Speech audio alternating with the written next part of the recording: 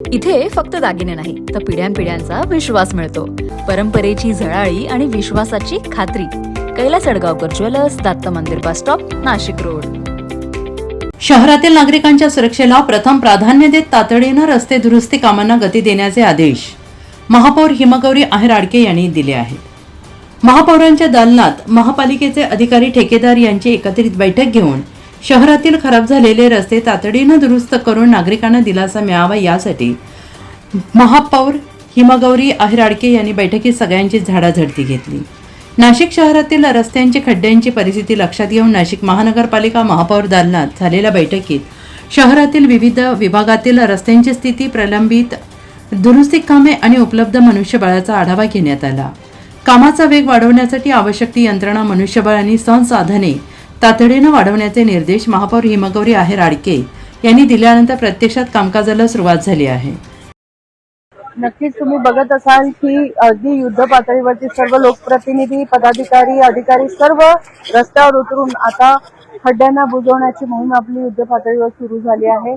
अनेक कंत्राटदार असतील, ऑफिसर्स असतील, त्यांची आम्ही बैठक घेतली आणि त्यात आदेशित केलं की आता मटेरियल आम्ही कमी पडू देणार नाहीये. नाशिकसाठी कुठे आपण बघत असाल की इथे आता खड्डे बुजवणं चालू आहे आणि मटेरियल पण मुबलक अवेलेबल आहे.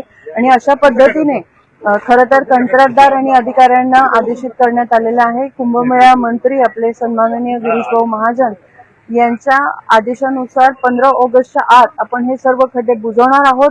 आणि आम्ही जे आश्वासन भाऊंनी नाशिककरांना दिलेलं आहे ते खरं करतो आहे. आपण बघताय युद्ध पातळीवरती हे खड्डे बुजवतोय. त्याचबरोबर जिथे जिथे रस्तेच कधी झालेले नाहीये आणि खूप सारा चिखल होतोय त्यांची पण कंप्लेंट नागरिकांची खरं येते की नाशिक शहर खूप वाढते, याच्यात 22 खेडे देखील आहेत आणि डांबरी रस्त्यांवरती खड्डे होत आहे पण जिथे कधीच रस्ता नव्हता अशा ठिकाणी चिखल होतोय. त्यासाठी आम्ही अनेक उपाययोजना आणतोय. रोड कन्स्ट्रक्शन, TDR सारख्या आणि ट्रॅफिक वळवल्या कारणाने कॉलनी रोड देखील खराब होत आहे आणि म्हणून आम्ही जे रिंग रोडचे पैसे वाचलेले आहेत भूसंपादनाचे त्याकरता आम्ही शासनाकडे पाठपुरावा करतोय. एक 1300 कोटीचा आम्ही कॉलनी रोडचा आराखडा तयार केला आणि तो लवकरात लवकर शासनाकडे मंजुरीसाठी पाठवला.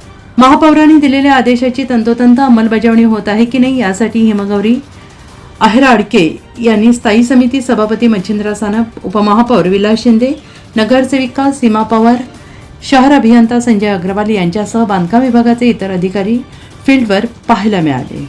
NCN न्यूजसाठी रोहन दनी, नाशिक.